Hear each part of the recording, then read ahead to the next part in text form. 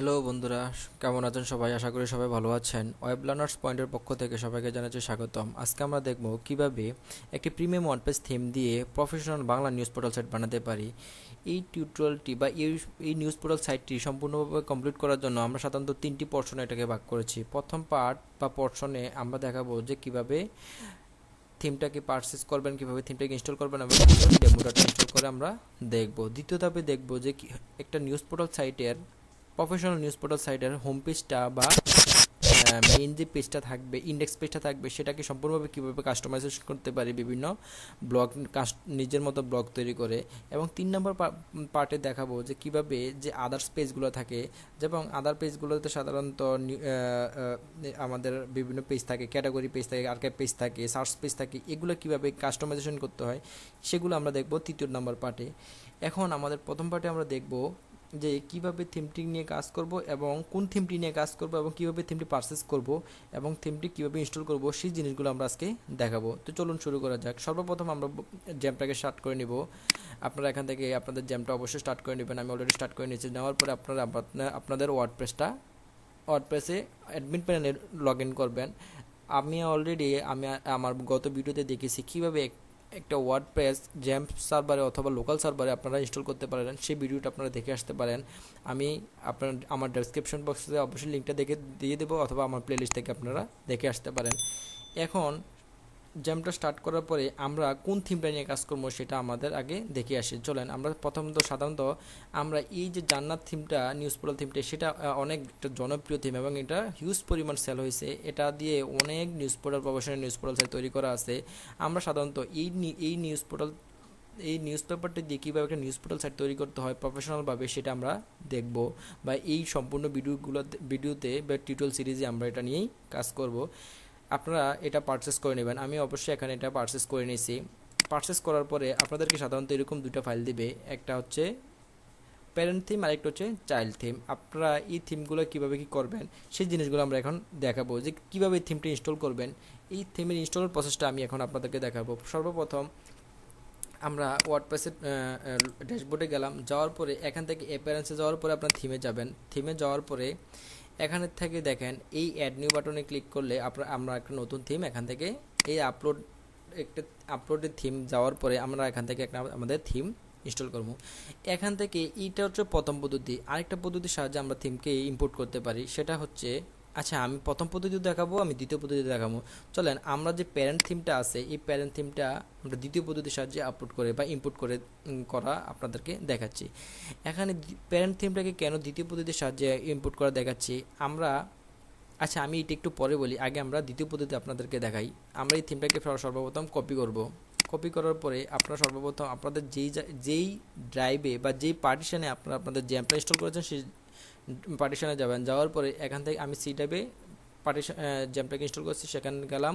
যাওয়ার পরে জ্যাম্পে যাওয়ার পরে হচ্ছে এসটি ডক্সে যাওয়ার পর হচ্ছে ওয়ার্ডপ্রেসে যাওয়ার পরে আপনার ডব্লিউপি কন্টেন্টে যাবেন। যাওয়ার পরে এখান থেকে থিম, এখানে দেখেন 3টা থিম অলরেডি এখানে ইনস্টল করা আছে। এটা যখন আপনি ওয়ার্ডপ্রেস ইনস্টল করবেন তখন আপনাকে বাই ডিফল্ট এই 3টা থিম ওরা ইনস্টল করে দেয়, বা 3টা থিম ওরা অ্যাড করে দেয়। এই থিম 3টা কোনগুলো আমরা একটু দেখে আসি। দেখেন এখান থেকে আমরা যখন থিমে যাব, থিমে যাওয়ার পর দেখেন 1 2 3 এই যে 3টা থিম আছে এই 3টা থিমে কিন্তু এখানে আমাদেরকে শো করতেছে। এই 3টা থিম এই জায়গাতে এসে আমরা আমাদের যে থিমটা কপি করে রাখছি এখানে এসে সেটা পেস্ট করে দেবো। দেওয়ার পর আমরা এখান থেকে এটা এক্সট্রাক্ট করে নেব। হ্যাঁ, আমাদের এক্সট্রাক্ট করা হয়ে গেছে। এখন এটা হচ্ছে দ্বিতীয় পদ্ধতির সাহায্যে থিমটা ইম্পোর্ট করা। এখন আমরা এটা কেন করলাম দেখেন, আমাদের যখন একটা নিউজ পোর্টাল বা যে কোনো থিম নিয়ে কাজ করবো, সেটা হতে পারে 30 MB ফাইল বা 40 MB ফাইল বা 50 MB ফাইল অথবা 100 MB ফাইল। আমরা যদি প্রথম পদ্ধতির সাহায্যে এখান থেকে অ্যাড নিউ বাটনে যাওয়ার পরে আপলোড থিম, এখান থেকে যদি থিমটা আপলোড দিই, অনেক সময় ওয়ার্ডপ্রেস অনেক বড়, যখন ফাইলের সাইজ যখন অনেক বড় হয়ে যায় তখন ওয়ার্ডপ্রেস এটা নিতে চায় না বা সমস্যা করে। এই জন্য আমরা সবাই চেষ্টা করবো যে প্যারেন্ট থিমটা সবসময় দ্বিতীয় পদ্ধতির সাহায্যে যাতে ইম্পোর্ট করি। এটা আপনারা একটু লক্ষ্য করবেন বা লক্ষ্য রাখবেন। আপনারা দ্বিতীয় পদ্ধতির সাহায্য করতে পারেন, অথবা আপনাদের নেটের স্পিড বা ওয়ার্ডপ্রেস অনেক সময় ইনস্টল হয়, ওয়ার্ডপ্রেসে এই প্রথম পদ্ধতির সাহায্যে অনেক সময় ইনস্টল করা যায়, অনেক সময় ইনস্টল করা যায় না। এটা নির্ভর করে প্রত্যেকের মেশিনের উপর ভিত্তি করে। তো আমি সাধারণত দ্বিতীয় পদ্ধতির সাহায্যে প্যারেন্ট থিমটা ইনস্টল করে থাকি। আপনারা আপনাদের মন মতো যেভাবে আপনারা কমফোর্টেবল ফিল করেন ওইভাবে আপনারা করে নেবেন। এখন আমি দেখাচ্ছি প্রথম পদ্ধতির সাহায্যে কীভাবে একটা থিম ইম্পোর্ট করবেন। এখন আমি চাইল্ড থিমটা, আমরা যে থিমটা পারচেস করছি, এই চাইল্ড থিমটা আমরা প্রথম পদ্ধতির সাহায্যে ইম্পোর্ট করে দেখাবো। এখান থেকে ব্রাউজে ক্লিক করবেন। ব্রাউজে ক্লিক করার পরে আমরা এখান থেকে চাইল্ড থিমটা সিলেক্ট করলাম, করার পরে ইম্পোর্ট, দেন ইনস্টল নাও।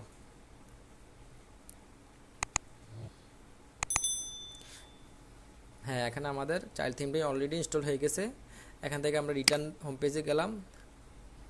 যাওয়ার পরে এই যে আমরা এই থিমটাকে আমরা অ্যাক্টিভ করব।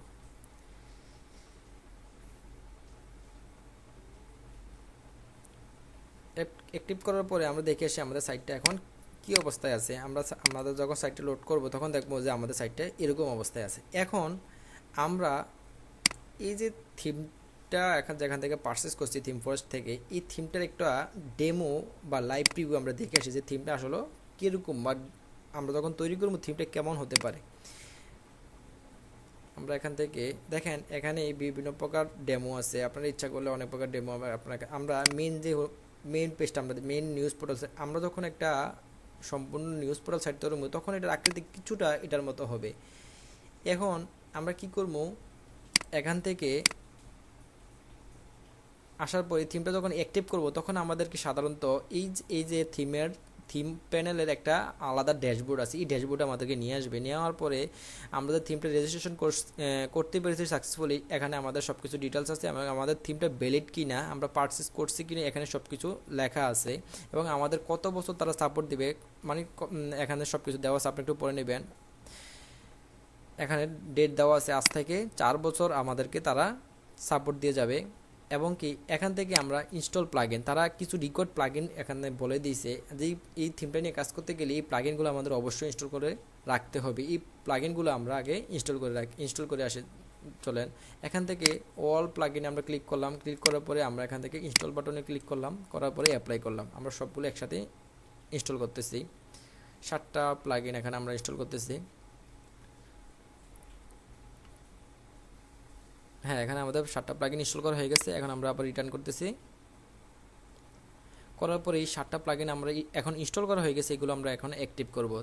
অ্যাক্টিভ করার জন্য অল প্লাগইনে সিলেক্ট করলাম, তারপরে আমাদের এখান থেকে অ্যাক্টিভ বাটনে ক্লিক করলাম, দেন অ্যাপ্লাই করার পরে আমাদের প্লাগইনগুলো, আমাদের রিকোয়ার্ড যে প্লাগইনগুলো আছে এগুলো সবগুলো ইনস্টল হয়ে গেছে। এখন আমরা এই ডেমো যেই অপশনটা আছে বা মেনুটা আছে, এই মেনুটাতে আমরা ক্লিক করলাম, করাতে দেখবো যে আমরা হিউজ পরিমাণ ডেমো এখানে দেওয়া আছে। আপনারা যে রকম সাইট তৈরি করতে চান, আপনারা যদি চান টেকনোলজিক্যাল কোনো ব্লগ তৈরি করবেন, তখন আপনারা এই ডেমোটা ইনপুট করতে পারেন। আপনারা যদি বলেন স্পোর্টস নিউজের আমরা একটা ওয়েবসাইট তৈরি করতে চাই, তখন আপনারা এই ডেমোটা ইনস্টল করতে পারেন।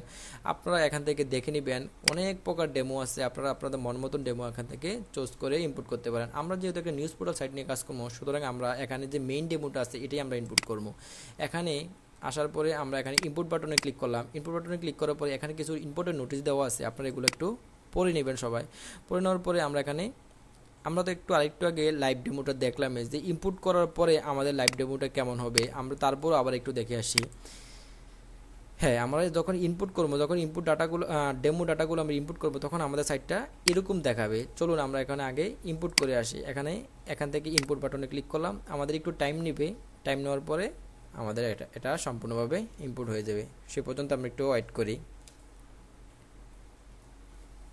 দেখুন আমাদের এখানে একটা সাকসেস মেসেজ দেখাচ্ছে, তার মানে আমাদের সাইটটা বা আমাদের যে ডেমো কন্টেন্টগুলো আছে বা ডেমো পোস্টগুলো আছে এগুলো আমাদের সম্পূর্ণভাবে ইম্পোর্ট হয়ে গেছে। এখন আমরা একটু সাইটটা ভিজিট করে দেখে আসি যে আমরা যে আরেকটু আগে ডেমোটা দেখেছিলাম সাইটটা ইনপুট করার আগে বা পোস্টগুলো ইনপুট করার আগে বা ডেমো কন্টেন্টগুলো ইনপুট করার আগে, সেটার মতো আমাদের এখন পেজটা বা ওয়েব পেজটা দেখাচ্ছে কিনা আমরা একটু রিলোড দিয়ে দেখি। হ্যাঁ, দেখেন আমাদের সম্পূর্ণ আমরা যেরকম ডেমোগুলো দেখেছিলাম সেটার মতোই কিন্তু আমাদের প্রত্যেকটা পোস্ট এবং কি ডিজাইন সম্পূর্ণভাবে ইনপুট হয়ে গেছে।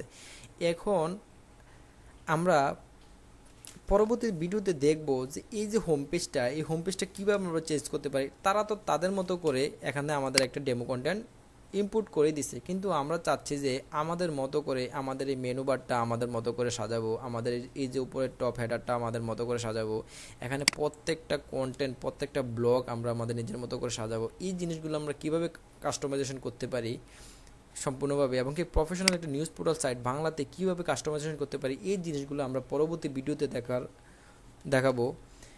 থাক আপনারা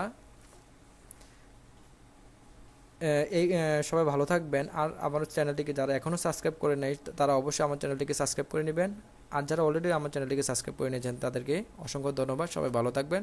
পরবর্তী ভিডিও দেখার আমন্ত্রণ হলো। ধন্যবাদ সবাইকে।